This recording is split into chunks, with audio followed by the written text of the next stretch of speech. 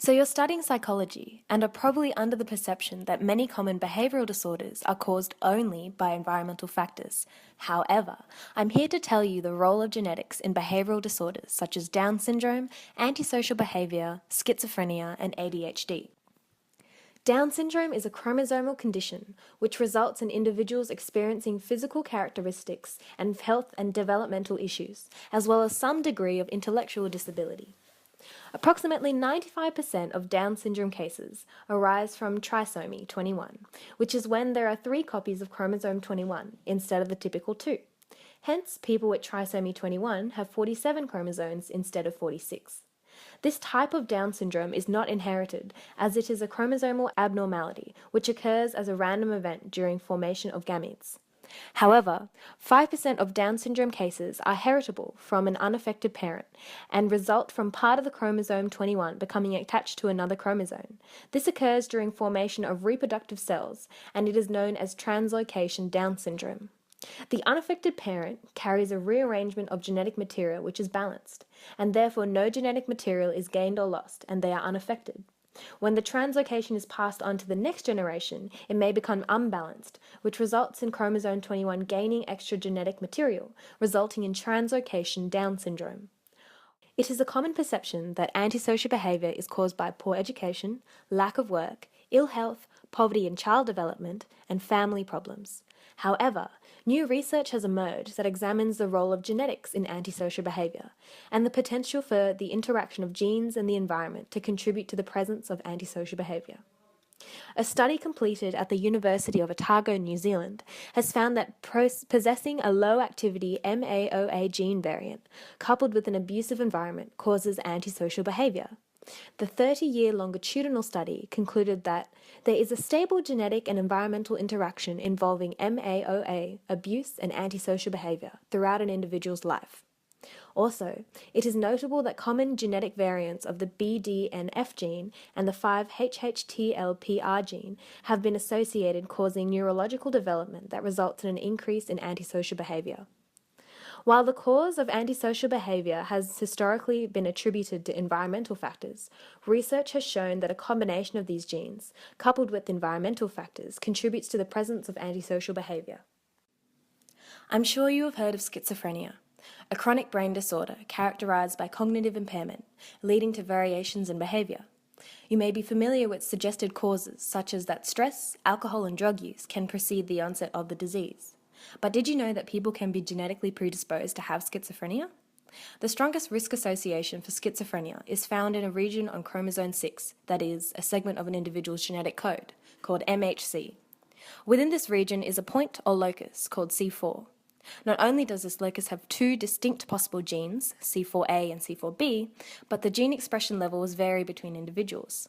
Studies have found that variation at C4 is associated with schizophrenia risk, such that the higher the levels of expression, the greater the risk of schizophrenia. Therefore, although environmental factors are significant, it's important to consider a person's genetic predisposition to mental disorders and how scientists may use this information to better understand and treat these disorders. Genetic-based investigations, including family, twin and adoption studies, have also revealed that attention deficit hyperactivity disorder, ADHD, has a high association with heritability. ADHD is a complex disorder with symptoms of inattentiveness, restlessness, and hyperactivity. Many studies in the etiology of ADHD have analysed the genetic markers associated with the neurotransmitters, dopamine and serotonin. One of the first molecular genetic studies into ADHD observes that the prevalence of genetic variants at the DRD2 locus displayed a range of impulsive disorders, including ADHD. DAT1 is a major dopaminergic gene and is often the site of action for ADHD treatments. They block the movement of dopamine across the presynaptic membrane, thus causing increased dopamine levels in synapses. Additionally, studies on mice have shown that serotonin plays a role in hyperactivity as well as influencing the absence of DAT1 genes. Despite the common belief that behavioural disorders are caused by an individual's environment, we hope that this short video has shown you that genetics also contributes to the presence of such disorders. We hope that you have come to appreciate the role of genetics in the presence of behavioural disorders and will take this into consideration in your future work as a psychologist.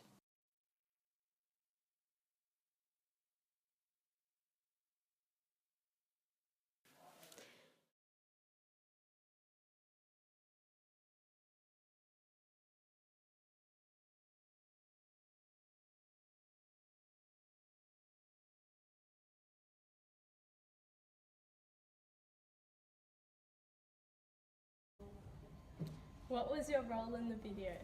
My role in the video was to do the schizophrenia research, to make that section of the video in terms of animations, and then to narrate and edit the voice recording. Why did you choose the topic? I think we chose the topic because we found it interesting, and compared to some of the other topics going around, we thought it was rather unique. What worked well with the video making process?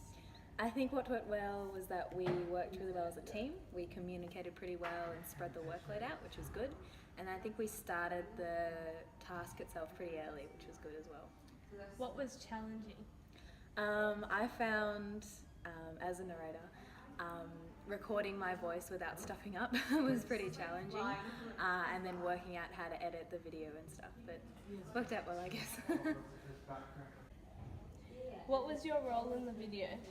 So I did the animation, editing and research for ADHD, and I also did the credits and references. Why did you choose the topic? Well, we wanted to find something unique and something that people wouldn't usually do, so we did our topic. What worked well with the video making process? I think because our video was done on Powtoon, so it was like really easy to access and animate everything we wanted to. So I think that went really well, and also our teamwork. What was challenging? Challenge, probably just trying to make everything cohesive because our speeches were done individually, our animations were done individually, so that's why that might have been a bit difficult, yeah. What was your role in the video? I was responsible for doing the research and slides for antisocial behaviour and doing the introduction and conclusion and organising the reflection videos. Why did you choose the topic? We chose the topic because we thought it was really interesting and it was a relatively new area of research and not many other people would do it, so it would be really different. What worked well with the video making process? I think using an online platform like Powtoon was really good for everyone because they could do it when it suited them in their own time. We didn't have to rely on meeting up and everyone being able to get together at the same time. What was challenging? Initially deciding on a topic was very challenging because it was so broad, like just being about genetics, but I think we managed to do that well. What was your role in the video? So I researched into Down syndrome and also did the animation for Down syndrome, and I also edited the video. Why did you choose the topic? We did this topic because it was quite interesting and we found there was a lot of information on it. What worked well with the video making process? We worked well as a team and everyone responded to the messages when we were communicating, so it was quite easy. What was challenging? I found editing the video at the end was quite challenging, and making the timing of the narrators with the slides was quite challenging, but it was very enjoyable.